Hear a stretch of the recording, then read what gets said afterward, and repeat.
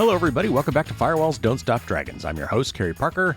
Today we have episode 347 for October 23rd, 2023. We got a little bit of a different news show for you today. It's going to be a little bit abbreviated. I actually recorded this last Thursday. I usually do it on Saturday, so if there were any big stories that came out, any big security or privacy stories that hit on late Thursday, Friday, the reason I'm not mentioning them is because I don't know about them yet. But we're also going to do a little bit of an abbreviated news show this week, fewer stories than normal, because I wanted to do a mailbag episode where I finally caught up on some user Dear Carrie questions. And just to be clear, when you guys send me Dear Carrie questions, and you can find out how to do that by going to fdsd.me/Q&A. When you go there and you send me questions, I usually answer them by email right away. But if they're good questions and they're ones I want to share with the audience, then I will save them up and eventually get to them as the part of the mailbag. So just because I haven't answered these questions in a while doesn't mean that I'm not actually answering the original poster of those questions. I'm just waiting to present them to you, the audience. So as I said, here's the quick rundown for the news. We got an article from Gizmodo about how you definitely, absolutely, positively need to update WinRAR if this is something that you have on your system and that you use. You should do that right away, and I'll tell you why. Got another great article from 404 Media about how hackers are trying to target companies that vet police data requests for tech giants, and that's kind of an interesting story. And then a story about how Google has been forced to release search history for users in kind of a blanket dragnet kind of way, but it passed the Colorado Supreme Court. And I hope actually this gets taken to the Supreme Court because I don't think they ruled the right way on that. Google has sent a notice to a lot of their users saying that passwordless or passkeys will be the default login mechanism and are pushing you to switch to that, but I'm going to tell you why you might want to hold off. The Electronic Frontier Foundation has recently published an open letter request to MasterCard in particular to stop selling our user data. And I'll read that to you and then talk about Visa and Amex as well. And then finally, Bruce Schneier had a very interesting article about the risks of artificial intelligence that I wanted to share. And then we'll do the mailbag and then we'll do my tip of the week. So let's get right to it.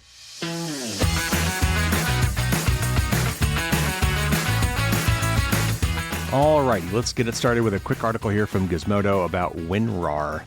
Government-backed hackers from Russia and China exploited a known vulnerability in outdated versions of WinRAR. And that's, if you're curious, if you haven't heard of this, it's spelled W-I-N, like as in Windows, W-I-N-R-A-R. And if you've never heard of that, a RAR file is kind of like a zip file. It's a compression style format that's been around for quite a while. Anyway, back to the article. The WinRAR, the world's most popular compression tool with over 500 million users. Google's Threat Analysis Group, or TAG, said Wednesday it observed a number of government-backed hacking campaigns utilizing the WinRAR bug starting in early 2023. The vulnerability exists in all of RAR Labs' WinRAR products prior to version 6.23, released in August, shortly after the bug was discovered. The vulnerability was brought to light by Group IB, identifying how hackers were able to infiltrate a finance forum full of traders, infect 130 of the forum members' devices, and withdraw funds from their brokerage accounts.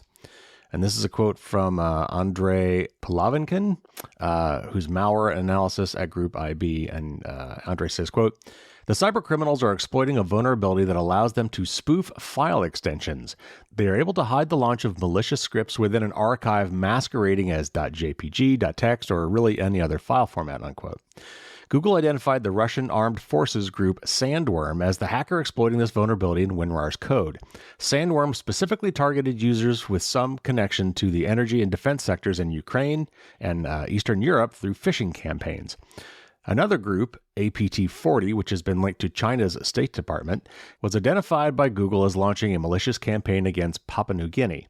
In a note on WinRAR's version 6.23, the first update to patch the bug, RAR Lab thanked Group IB and the Zero Day Initiative for making the firm aware of the vulnerability and, quote, highly recommends to install the latest version, unquote. It has long been understood that users don't update their software as much as they should, especially people who are not super comfortable using computers to begin with. So if you have this utility on your Windows machine, you probably know it because you probably downloaded it. I don't think it comes with Windows machines by default, but you might check to see if you have it installed. If you go to Windows and look up your applications that are installed, if you have WinRAR there, make sure you get it updated because it can launch by double-clicking the wrong file, and that's not what you want. So if you do have it installed, you definitely want to make sure it is up to date. Okay, next up, this is kind of a longer article from 404 Media, and it brings up a lot of interesting points that I don't know if people are aware of. So let's read the article and then we'll talk about it. Hackers are targeting accounts on Codex, that's spelled Kodex, a platform that connects law enforcement agencies and tech companies and which is designed to verify emergency requests for customer data, according to multiple online conversations between hackers viewed by 404 Media. Screenshots from one of the compromised accounts shows a panel where a law enforcement officer or a hacker can potentially create a new request. The screenshots show a wide range of companies such as tech giants Meta, which is Facebook, and Microsoft's LinkedIn, cryptocurrency exchanges Binance and Coinbase, social media firms Pinterest, Discord, and Snapchat, financial service Fidelity, and gaming platform Roblox. The compromised account appears to belong to a national police force, but the screenshots do not show the agency's full name. One of the reasons Codex exists is that it does additional verification of requests tech companies receive from law enforcement. Hackers have increasingly posed as law enforcement officers with compromised government emails to then fraudulently demand sensitive data from target companies. Now, Codex itself, in its privileged position as a trusted party in that data supply chain, is the target. There is no evidence that hackers have successfully used compromised Codex accounts to obtain data from a tech company. And Matt Donahue, the former FBI agent and now CEO of Codex, said that multiple compromised accounts 404 Media found did not have authorization to make such requests, and that Codex had shut down those accounts. But the repeated examples of criminal chatter show that Codex is a target of interest for hackers. And this is a quote from Donahue, quote, "Because of our team's previous experience building account security and ATO detection capabilities," and I think in this case they're referring to account takeover there with ATO, "we're able to effectively monitor the Codex platform for suspicious activity. As a result, it's not uncommon for our global threat intelligence teams to be the ones alerting local law enforcement around the world that their agency's email has been compromised. When this happens, all Codex accounts registered with that agency are suspended and must be re-verified individually," unquote. Emergency data requests, or EDRs, are a tool used by law enforcement to obtain data from a company in situations where they believe they do not have time to obtain a subpoena, search warrant, or otherwise use a more ordinary legal mechanism. Examples might include a kidnapping or a terrorist attack. Traditionally, the process involves the law enforcement agent using their official email account to contact the company or filling out information on an online portal run by the company itself. Hackers have spotted an opportunity to use EDRs for their own gains. Last year, cybersecurity journalist Brian Krebs reported on how criminals were using fake EDRs, including one case that targeted Discord. Bloomberg then reported that Apple and Meta have handed over data in response to similar fraudulent demands. Then in August, I reported hackers were selling access to compromised government email accounts for between $50 and $400, in some cases specifically for the purpose of filing fake EDRs with companies such as TikTok and Facebook. Codex's relatively recent role after launching in February of 2021 is to act as a middleman in those data requests. Codex does this by assigning something like a credit rating to each law enforcement entity, an earlier Krebs article explains.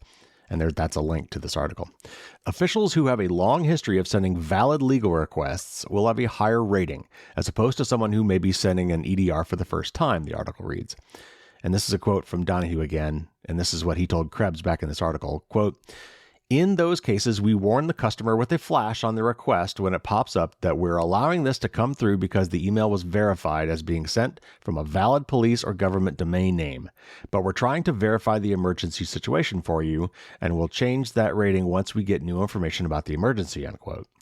In the comments of that article, one reader noted, quote, "Codex should assume it is the target of serious espionage groups," unquote. And Donahue replied, quote, "This has always been top of mind from day one," unquote.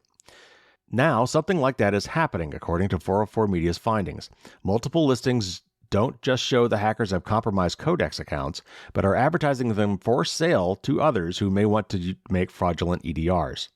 So the article goes on for a little bit, but it kind of just restates some things I was saying before. So I wanted to read this because I wanted to bring your attention to the fact that A, this exists, and B, just kind of comment again about all these companies that are creating markets for themselves by being data brokers, basically, is kind of what these guys are doing. They have made a market for themselves as being a broker a go-between between these law enforcement agencies and the tech companies to facilitate these emergency data requests, which of course makes them a prime target by hackers and nation states and anybody who might want to use this process to kind of get around the normal legal process that takes a long time and a lot of effort and legal footwork, to get subpoenas and warrants and things like that. This is a kind of a backdoor process, which I understand what it's for. I understand that there are cases where time is of the essence and we don't have time to go to a judge to get a subpoena, and they're kind of asking these companies, hey, look, this is an emergency situation. We don't have time for this. Please give us the information. And I give these guys some credit. They're trying to do some things like they're establishing a trust rating for these various companies, though it sounds to me like the trust rating is based on the entire domain name, like in other words, for the entire agency and not for specific people, though, maybe that's just been kind of glossed over here and I'm not sure. But, so they're trying to do the right things here, but yet the fact of the matter is it is now just one more place, one more avenue, one more target, an extended attack surface for people to get potentially very sensitive information about you and me, bypassing a lot of the protections that are put in place to, keep that data private. All right, next up, this is from TechSpot, and it's about a recent Supreme Court ruling in the state of Colorado. The Colorado Supreme Court has upheld a search warrant that involved the examination of Google's users' keyword history to identify suspects in a fatal 2020 arson fire. The decision has drawn criticism from privacy advocates, including the Electronic Frontier Foundation, which wants a full ban on keyword warrants. In the case of Seymour versus Colorado, Denver police executed a search warrant that required Google to provide the IP addresses of anyone who had searched for the address of a home within the previous 15 days of it being set on fire. The attack killed 5 Senegalese immigrants, including an infant and a toddler. ABC News writes that Google wasn't quick to reply with the request due to potential violations of its privacy policy, but the company eventually relented and handed over the IP addresses without any matching names. There were 61 searches made by 8 accounts, 5 of which were based in Colorado. Police obtained the locals' names through another search warrant, eventually identifying 3 teens as subjects. Police say that one of the boys, Gavin Seymour, had used Google to search for the property's address multiple times before the fire. His lawyer asked for the evidence to be thrown out as it violated the Fourth Amendment's ban on unreasonable searches and seizures by not targeting a specific person suspected of a crime. It's noted that the police investigation had gone cold, leading them to seek the reverse keyword warrant to identify possible subjects.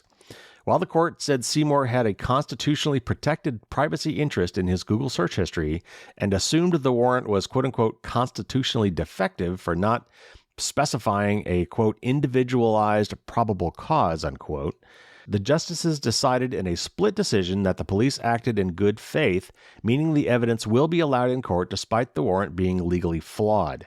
Monica Marquez, one of the dissenting judges, wrote, quote, "Today the court blesses law enforcement's use of a powerful new tool for the digital age, the reverse keyword warrant. The warrant here was invalid, and the good faith exception to the exclusionary rule cannot salvage its unconstitutionality," unquote. The EFF and the Electronic Privacy Information Center, or EPIC, filed amicus briefs highlighting the privacy implications of reverse keyword warrants. The EFF states that these warrants have the potential to implicate innocent people or target those who search for information about abortion in states where it is criminalized. Google said in a statement that it was important that the court's ruling recognize the privacy and First Amendment interests involved in keyword searches. And this is a quote from a Google rep who said, quote, "With all law enforcement demands, including reverse warrants, we have a rigorous process designed to protect the privacy of our users while supporting the important work of law enforcement," unquote. So again, this is the same kind of slippery slope argument that, look, I mean, the police had run into a dead end. The case had gone cold. There was 5 people killed, which is obviously horrific, including some children, which is just horrible, in an arson fire. And this was murder by arson. And they had gotten nowhere. And so as a last resort, they basically went to Google and said, okay, well, let's assume that whoever did this was trying to figure out where these people lived, and they probably used your search service to do that. So tell us everybody who searched for this house address, which apparently turned up a lot of people who weren't guilty, right? They said it turned up a lot of searches for 8 different accounts, only 5 of which were actually in Colorado. So all those people were basically implicated in this crime. though only, one or two or three of them may have actually been one of these teens suspected of doing the crime. You got to think of how else this might be used. And, an EFF gave one example there about abortion rights. But these, like geofence warrants, are dragnet searches, and they are not targeted by exact people. They by definition of a dragnet, they capture a lot of innocent people along with maybe suspects.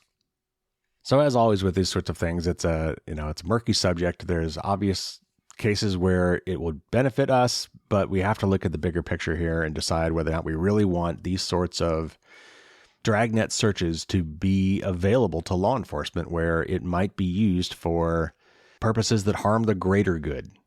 So this was in Colorado. I didn't read in this article whether or not it was going to be appealed to the Supreme Court. I'm not a lawyer. I don't know that everything can be appealed to the Supreme Court. So we'll see what happens with that. But it's an interesting legal precedent to keep an eye on. All right, another story about Google, and this one, actually, I'm going to read a little bit of a press release they just had. You probably saw this recently if you're a Google user, because I think they sent this to all of Google users. But I want to read a little bit from this and then give you some of my thoughts. And this is a press release from Google. Earlier this year, we rolled out support for passkeys, a simpler and more secure way to sign into your accounts online. We've received really positive feedback from our users, so today we're making passkeys even more accessible by offering them as the default option across personal Google accounts. This means the next time you sign into your account, you'll start seeing prompts to create and use passkeys, simplifying your future sign-ins. It also means you'll see the, quote, skip password when possible, unquote, option toggled on in your Google account settings. To use passkeys, you just use a fingerprint, face scan, or PIN to unlock your device, and they are 40% faster than passwords, and rely on a type of cryptography that makes them more secure. But while they're a big step forward, we know that new technologies take time to catch on, so passwords may still be around for a little while. That's why people will still be given the option to use a password to sign in and may opt out of passkeys by turning off skip password when possible. And in this article, it's actually a link which I assume would take you to that setting in your Google account. So if you're curious, you can get to the show notes, go to this article, find that link. Since launching earlier this year, people have used passkeys on their favorite apps like YouTube, Search, and Maps, and we're encouraged by the results. We're even more excited to see the growing adoption of passkeys across industry. Recently, Uber and eBay have announced passkeys, giving people the option to ditch passwords when signing in on their platforms, and WhatsApp compatibility will be coming soon. We'll keep you posted on where else you can start using passkeys across other online accounts. In the meantime, we'll continue encouraging the industry to make the pivot to passkeys, making passwords a rarity and eventually obsolete. So a few things I want to say about this. First of all, unfortunately, I don't think passwords are going to go obsolete anytime soon. Not because passkeys aren't usable, not because the support for passkeys isn't going to roll out and be, available in most places. But sadly, I think what's probably going to happen is that passwords are still going to be the backup for passkeys. And again, I don't want to go into all what passkeys are, but just at a very high level, passkeys are kind of a combination really between biometric two-factor authentication and passwords. Your device generates a public and private key pair, keeps the private one, and uses the public one with the site you're logging into, which has some really great benefits. I've talked about this before. It basically means there's nothing to steal at the site you're logging into. They don't have to worry about storing these passwords or somebody, do a data breach getting a hold of those passwords, because those public keys are public for a reason. It doesn't matter if you have them. You need the private key for it to work.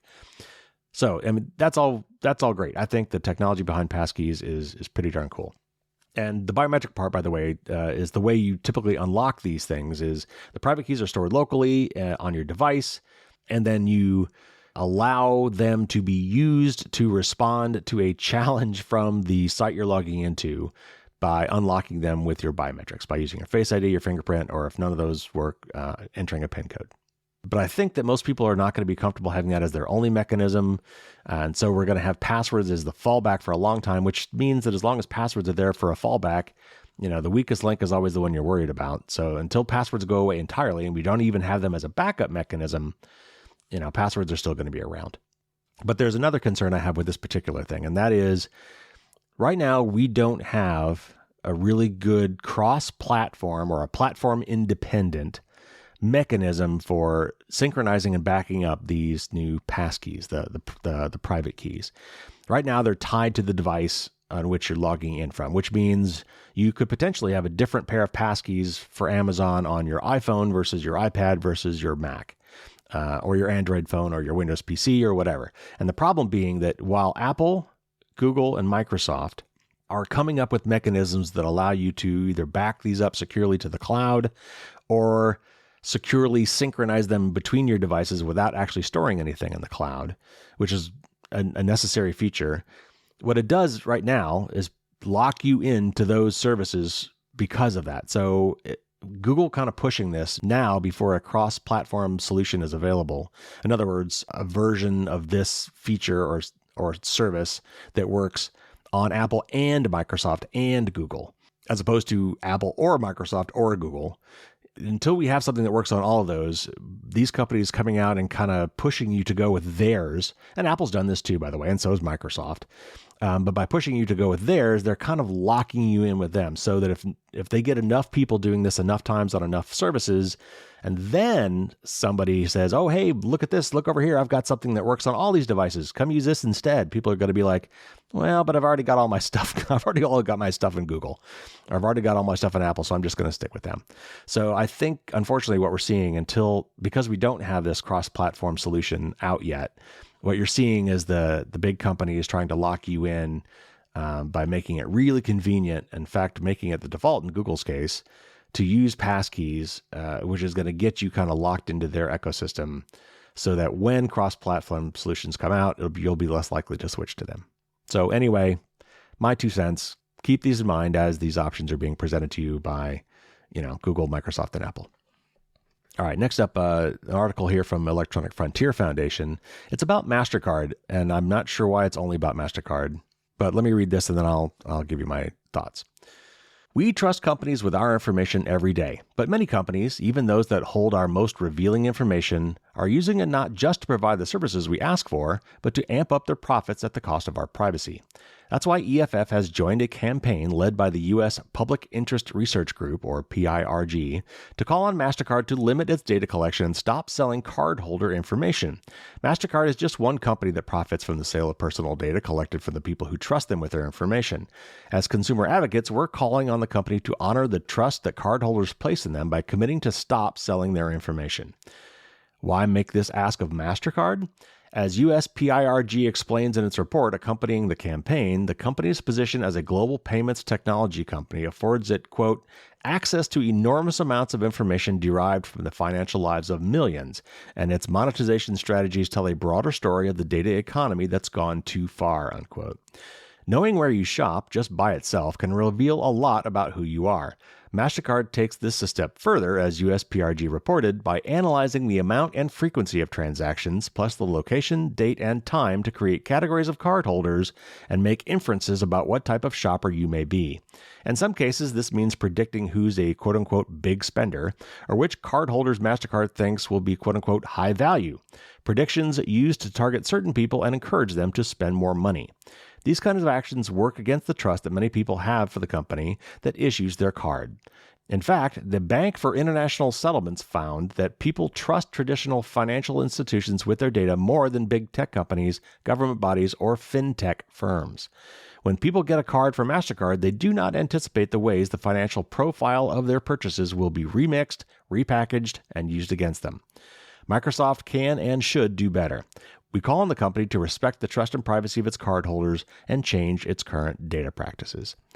So Visa and Amex do this too, right? I mean, so does your bank and your pharmacy and your grocery store and just about everybody. But I mean, I think EFF's point here is that I don't think a lot of people necessarily think about their credit card company doing this. And we buy just about everything today with credit cards. So your credit card company knows a lot about what you purchase, not just what it is, but where you purchase it, how expensive it is, when you purchased it, physically where you were when you purchased it, whether you were online even, they can look at your IP address, or whether you were in a brick and mortar store. A lot of that is seriously private and sensitive information and could be abused. Now, I read an article that Visa had this thing called Ad Solutions, which was using this kind of data to prime advertising, and that they shut that down a few years ago. I don't know that necessarily means that they've stopped collecting data or maybe stopped selling it to data brokers. They just shut down their personal ad business. So as far as I know, Visa is doing this too, as is probably Amex. I even read an article as I was researching this that said that some of this data is sold to hedge funds and investment firms, probably anonymized, probably in aggregate. But nevertheless, they're selling this financial purchase data to these investment firms to give them insights into market trends.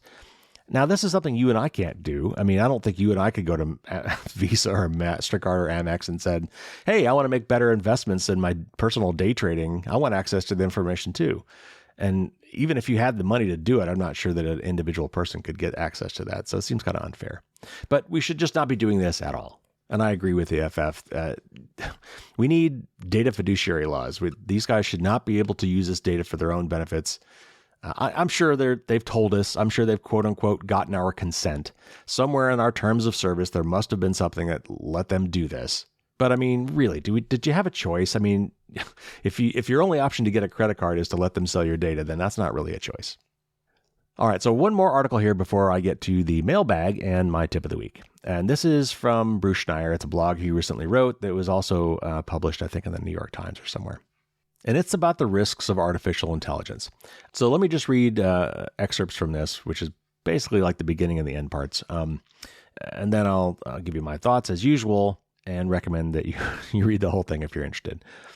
But it's got some really interesting commentary, I think, on the discussion and some of the FUD, maybe, the fear, uncertainty, and doubt that's being peddled around artificial intelligence. There's no shortage of researchers and industry titans willing to warn us about the potential destructive power of artificial intelligence. Reading the headlines, one would hope that the rapid gains in AI technology have also brought forth a unifying realization of the risks and the steps we need to mitigate them. The reality, unfortunately, is quite different. Beneath almost all of the testimony, the manifestos, the blog posts, and the public declarations issued about AI are battles among deeply divided factions. Some are concerned about far future risks that sound like science fiction. Some are genuinely concerned by the practical problems that chatbots and deepfake video generators are creating right now. Some are motivated by potential business revenue, others by national security concerns. The result is a cacophony of coded language, contrary views, and provocative policy demands that are undermining our ability to grapple with the technology destined to drive the future of politics, our economy, and even our daily lives. These factions are in dialogue not only with the public, but also with one another. Sometimes they trade letters, opinion essays, or social threads outlining their positions and attacking others in public view.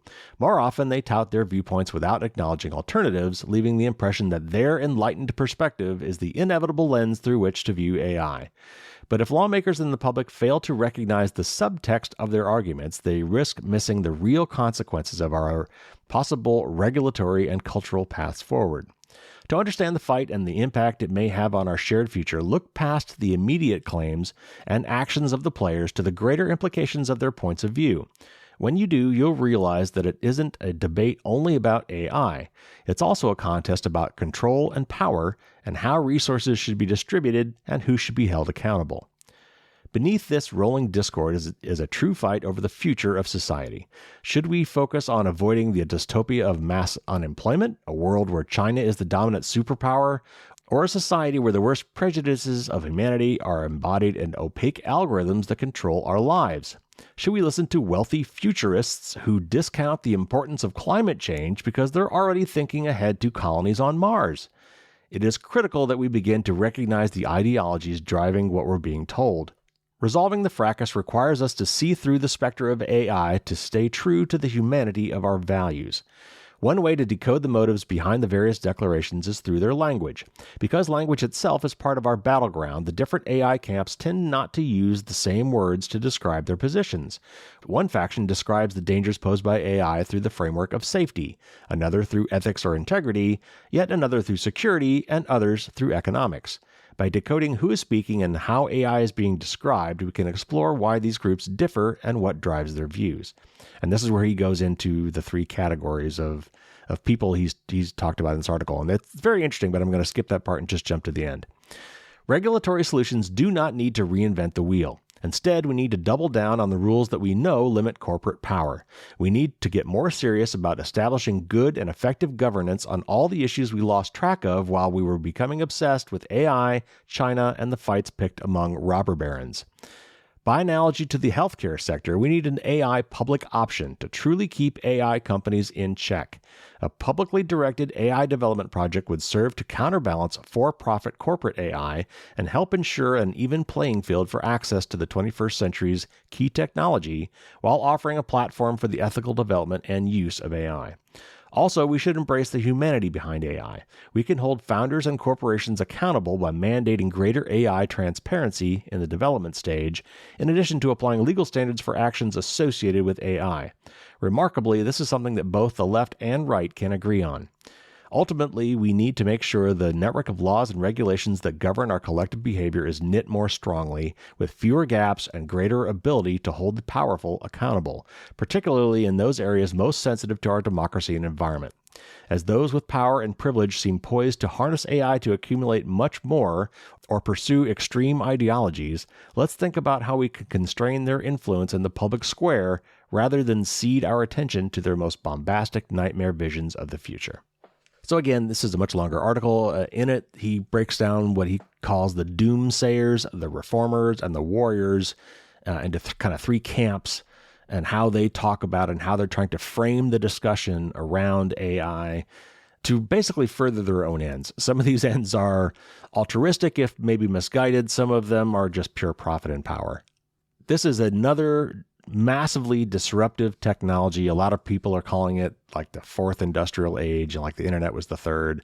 I forget what the second was, but this is another very transformational, very impactful technologies, and it's really just kind of coming on the scene now. I mean, the concept's been around for years, but until like ChatGPT and some of these other kind of things were released last year, I mean, that was a huge step forward, a very significant update in our usage of this technology and our understanding of what its capabilities are and what it can do.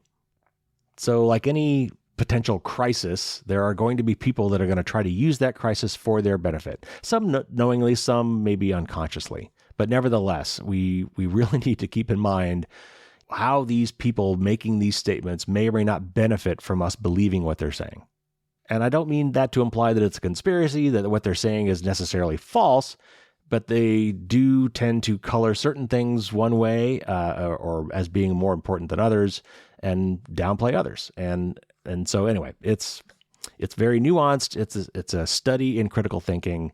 And I just thought this was an interesting article to make us aware that we need to be on our guard when hearing any FUD, fear, uncertainty, and doubt around the technology of AI and how we should control it, regulate it, charge for it, etc.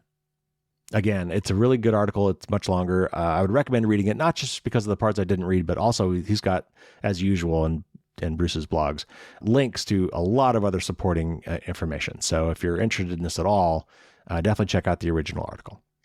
All right, so I've been promising this for a while. It's time to do Carrie's mailbag. And I'm going to answer 3 different Dear Carrie questions that have been collecting over the past few months. And again, I already responded to these people in email, so they've got their answers a long time ago. But I think these are interesting questions and bring up interesting topics. And so I thought they would be illustrative. And so I brought them up here in the mailbag. Let's start off with the first one. And this is Dwayne Dune from Georgia. So I'm going to read some of what Dwayne says here, and I'll paraphrase a little bit of this. And he asks, what free resources are out there to make privacy more convenient other than what you have on your website? And I do have several resources on my website, and of course, lots of blog articles. And he says, Andy Yen from Proton talks about how he wanted Proton Technologies to have a suite of services, not just email. And Google has so much to offer, and Bard AI will now even connect to Gmail, and that is very convenient. And he kind of goes on to talk about photo storage and word processing, etc. So I thought it was good timing for this. We just talked to Andy Yen about this, and also I'm going to be talking a little bit about some alternatives to Google products in today's Tip of the Week. So what I will say is that there are several alternatives out there, and I did a whole series of articles on de-Googling your life or reducing your Google footprint. And really what I mean by that is finding privacy-respecting alternatives to a lot of Google's most popular products.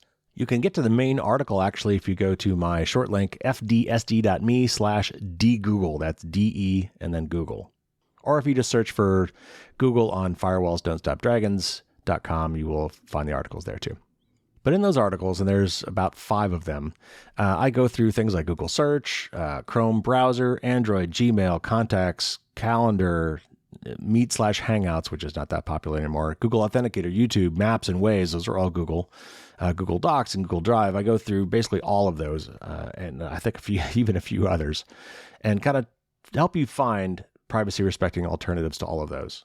But it's hard. Google has a lot of different services, and though most of them are fairly secure, they're just not at all private. Google harvests so much information about us.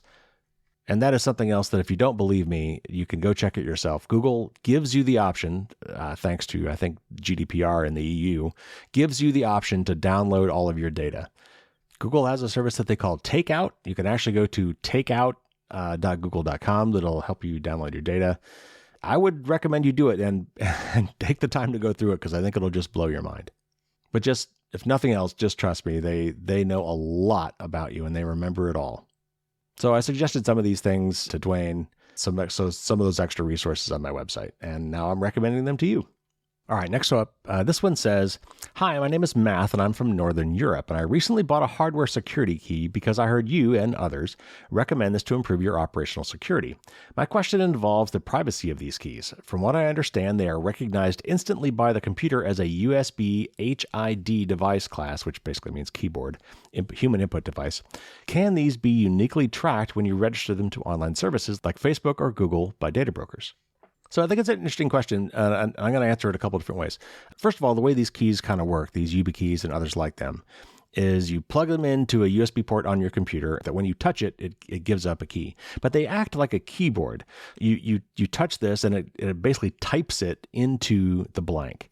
So in that sense, it's not really, I don't believe, recognizable. I would have to look into the really nitty-gritty details of the API for HID, human input devices, to find out if perhaps like the web page is able to query some sort of a serial number or identifier.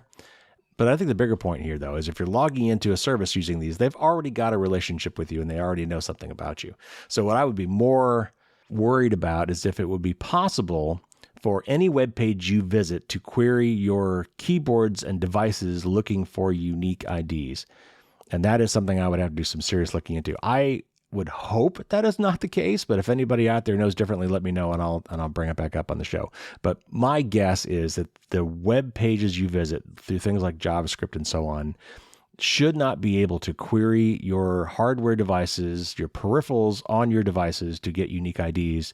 Because otherwise, if they could fingerprint you by basically looking at anything on your computer that has a unique ID. I would certainly hope that is not the case. And I would think by now we would have heard from somebody if that were the case. So I'm just going to go out on a limb here and say probably not. But if I find out different, I will definitely let you guys know. But it was a very interesting question and it definitely made me think. All right. And finally, this is one from David from Long Island. And he had a very specific question, but I think what's more instructive here is generally how I approached his response. So he said, "Can you help me with how to do a common vulnerability and exposure assessment on Insteon lighting systems? I am not sure how to check it. I had identity theft this year, and this company, Insteon, was bankrupt and then sold. Can you help me assess if it is safe and how to make it more secure?" So there definitely is a concern anytime a company with your personal data is sold to another company, or if they go bankrupt. In both cases, that data could potentially be passed on to someone else. In a bankruptcy case, oftentimes that data is looked at as an asset that has value that creditors want sold to recoup as much value as they can. And I would think that any company that buys another company would be subject to the original company's promises in terms of things like privacy policy. But again, I am not a lawyer and I don't know how that works exactly. And I am prepared to be utterly disappointed in our legal system that may not be the case. But here's the other part of this that I took to heart and that I spent some time on. So first of all, what I did here is as I searched for the company Insteon and the acronym CVE, which is the beginning prefix to all of the recorded common vulnerabilities for software that we keep track of on internet databases. So searching on Insteon and CVE, I would hope would turn up news articles where maybe the company Insteon or their products were mentioned alongside a known vulnerability. And I did actually find one, and the one I found was CVE 2017-16252. And the key part about that is 2017, which in all CVE naming is the year in which it was discovered. So what that does mean from his perspective is that he has devices that are on his network that have known vulnerabilities. So the first thing I did is told him to make sure he updates the software on those devices to get them updated. But because the company looked like it actually was shut down and then maybe came back out of bankruptcy or something, that's not a great track record for a company that you're hoping is working on security fixes for vulnerabilities. So, there's a little bit to worry about there. Also, I was recommending that he put these things on his guest network to keep them separate from, more juicy targets like his, cell phones and computers. So some segregation there to keep them separate in case they do get infected or compromised. But then I also recommended one more thing to him because he actually, I think, had some of these devices hooked up directly to his Wi-Fi router. In other words, to the ports, the physical ports, the Ethernet ports on the back of his router, which I don't know how many of those support having physical Ethernet ports only for guest network. I would guess that most of those ports are for their actual main network. So the other thing I said he could do if he had some old routers lying around is there's something called a 3-dumb router solution. And this is sort of a hardware-based guest network. Like you take another router, you've got your main Wi-Fi router, and on the back are some Ethernet ports that go to, presumably all those ports are for your main network and not your guest network. But if you hang another router off of that, Wi-Fi or otherwise, but probably Wi-Fi since you're doing this for IoT devices, if you were to hang another router off of one of those ports, so the output of your first router goes as the input to your second router, that second router, anything on that router should not be able to route traffic or see traffic from the main network. It's kind of isolated because in that router is another firewall and NAT that should prevent any traffic going between those two directly. And then the 3-dumb router solution, you can actually do this with 2, but the 3-dumb router solution is actually you have one simple router that's not Wi-Fi that does nothing more than has the NAT function in it. And then you hang 2 separate routers off of that. I don't think you actually have to do that. I think you can get by with just the 2. But anyway, if you want to search for 3-dumb routers, you'll find information on the web on how to hook something like that up. So nice question, and end up having lots of different interesting cybersecurity responses. So that's why I picked it for reading on today's mailbag. All right, actually I lied. There's one more here, and this is Mike from Northwest Georgia. And Mike says, what are the real benefits of using Proton Mail or Tutanota if you email people who don't? And so that actually leads right into my tip of the week. And since we just talked to Andy from Proton, and since I had this question that I wanted to answer, I ended up doing my whole tip of the week and my blog post this week on trying out Proton. So let's transition to my tip of the week and I'll answer Mike's question along the way. So again, I try not to do infomercials. I try not to harp on particular products, but there are just some out there that I do call out, and specifically Signal obviously is one of them. It's just a gold standard for messaging. And today I'm going to kind of add to that Proton.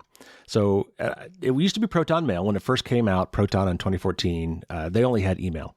And so it was Proton Mail. And so they've since added other features to their secure and private suite of tools. And so they have now just called themselves Proton because they've got more products than just email. But basically email, when it was written like decades ago, like it started really, the protocols that define email started back in the early 1980s. And we've been using those effectively ever since. And they just were not built, 40 years ago or whatever, with security and privacy in mind. And we've tried to bolt on some solutions to that over the years, and it just honestly has not been very effective. Phil Zimmerman, who I have interviewed a few times now, it developed Pretty Good Privacy, or PGP, in the early 90s to address this very problem, because he was an activist and he wanted activists around the world, not just himself, to be able to communicate with one another securely and privately without being able to be surveilled. And so he came up with this really cool product called Pretty Good Privacy, or PGP. And it was very humble. Obviously, it turns out it was extremely good privacy. And to this day, it's still very, very secure. It's not ideal, but it's still secure. And in fact, Phil will even tell you, and he told me in one of our interviews that he doesn't use PGP anymore. And people laugh when he says that. And a lot of people think he's joking, but he doesn't. He actually prefers things like Signal for secure communications today. These modern technologies have some more interesting aspects to them from a security and privacy standpoint in particular that he feels are worth using. And honestly, PGP is just kind of clunky. It's kind of hard to use. But there are newer, more modern options, even some that use PGP under the covers, like Proton, that are secure by default and are dead simple to use. And there are several services out there. Tutanota is one, and that's one that the listener mentioned. Mailbox.org is one. StartMail has a secure email service. Skiff is an interesting kind of a newer option. And of course, Proton Mail. And what you really want from your service is you want encryption by default, end-to-end encryption by default. Most emails today are encrypted in transit. That is the transmission of the data of the email. The transmission of that data is itself encrypted, meaning that as it's hopping along the internet through various computers and servers to its final destination, the computers along the way cannot see what's in it. Now, some of that encryption is point-to-point, and that's the case with most emails, because, let's say, Google can read the contents of your Gmail. While it is encrypted between your computer and Google, so that nobody between the two of you can see it, so it's end-to-end encrypted in the sense it's between you and Google it's encrypted, but it's not encrypted at Google. I'll take that back. It probably is encrypted at rest on their storage drives, but they hold the encryption keys. So Google can still read your email.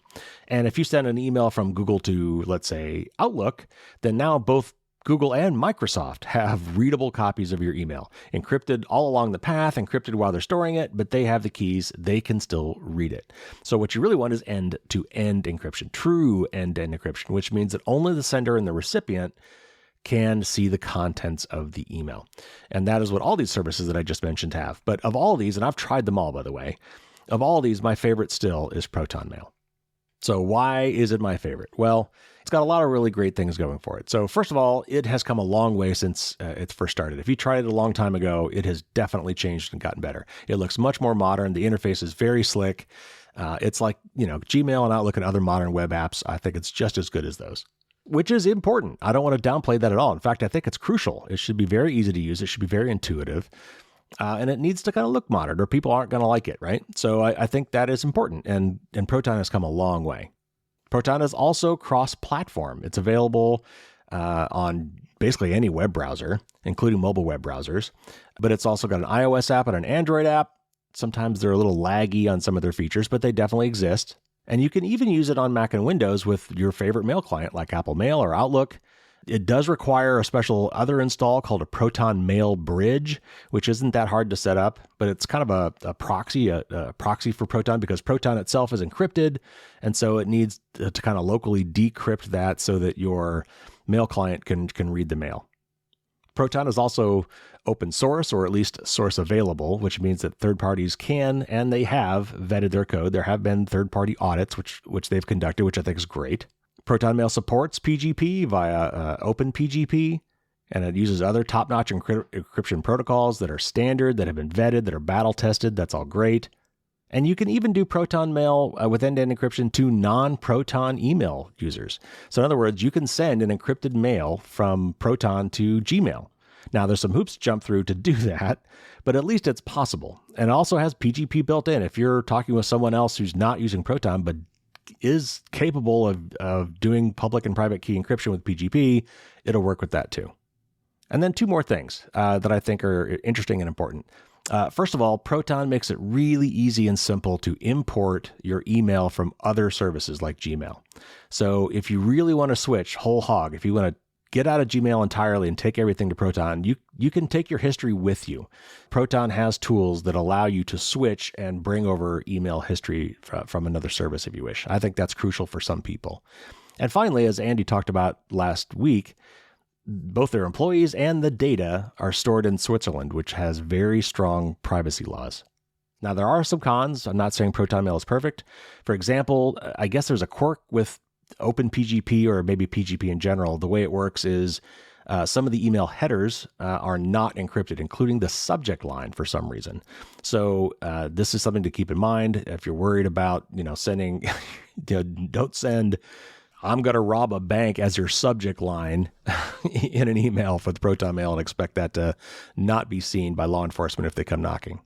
Also, if you do want to use like Apple's mail program or Outlook or one of those email clients, if you've got an email client on Windows or Mac that you really like and you want to be able to use Proton with that, you can, but you can't do that with the free service. You will need to have a paid tier to do that. I kind of wish they would make that available to everybody, but I understand. I'm sure supporting Proton Mail Bridge costs money, and so that's kind of the financial decision they had to make.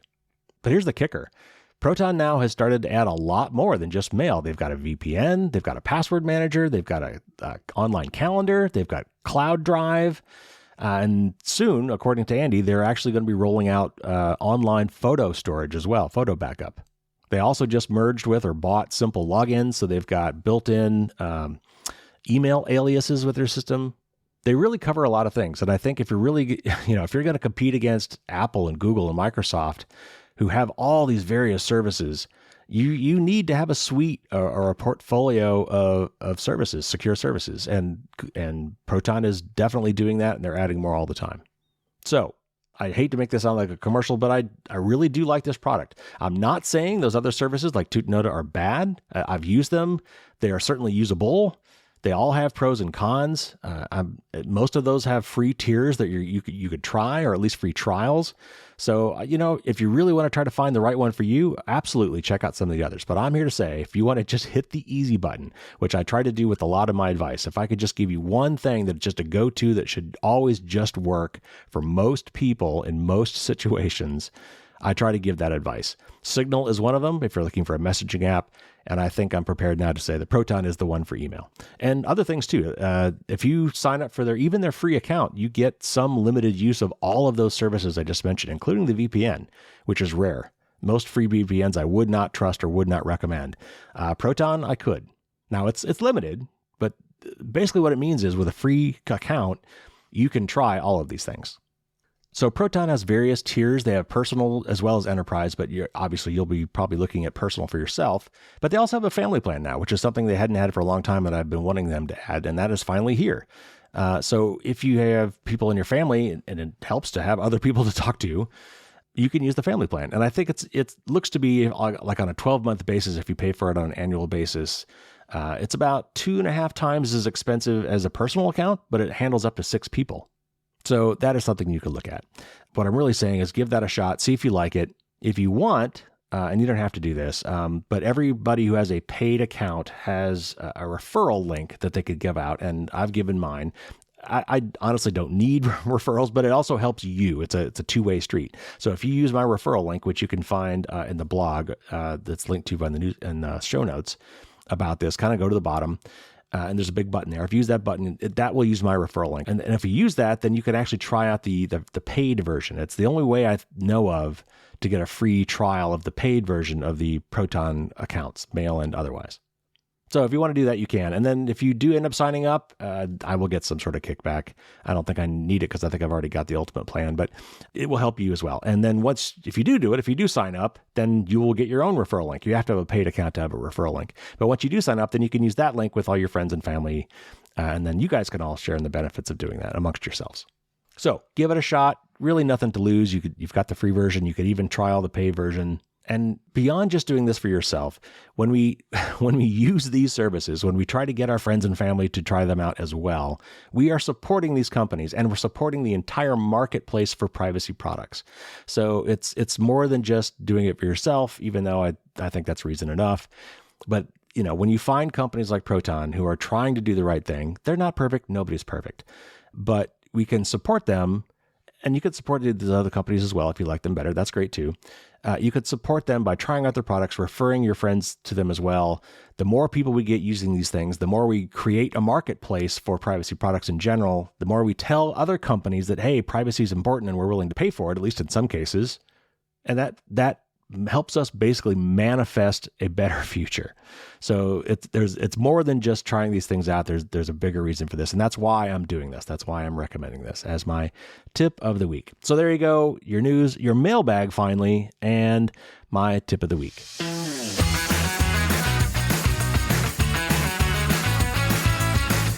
All right, that's going to do it this week. Thanks to my listeners who sent me those Dear Carrie questions. You too can send me your questions. And again, I will answer them probably by email right away or, within a reasonable amount of time. And then if I think they're helpful for the audience, I will read them on the air. You can find out more about that by going to fdsd.me/Q&A. If you really want to, you can actually send me an audio clip of you reading the question, and I'll play that on the air. But you could just otherwise email it to me, and we'll go from there.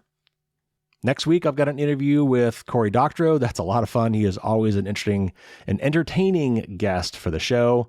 And he recently did a very interesting blog about how big tech companies are effectively ruining the internet. And he detailed the process through which that happens, which I think is just kind of fascinating.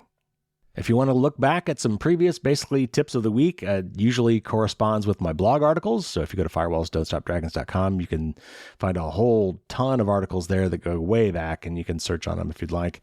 If you want those kind of things to come to you automatically in your inbox every 2 weeks, you can sign up for my newsletter. My blog and the newsletter are usually the same. Not always, but usually.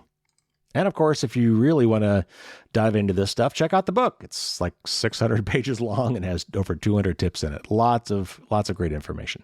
And it's very conversational and very easy to read, hopefully even entertaining. It should sound like this podcast. I've had several people tell me that when they read the book, the people that know me, that when they read the book, it sounds just like you.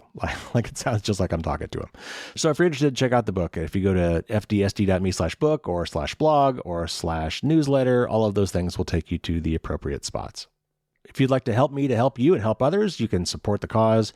And you can support the cause in several ways, some of them totally free. To find out more about that, go to fdsd.me/support. All right, that is all my links. I think I've listed them all now. Take care, everybody. Stay safe out there. And until next week, as always, don't get caught with your drawbridge down.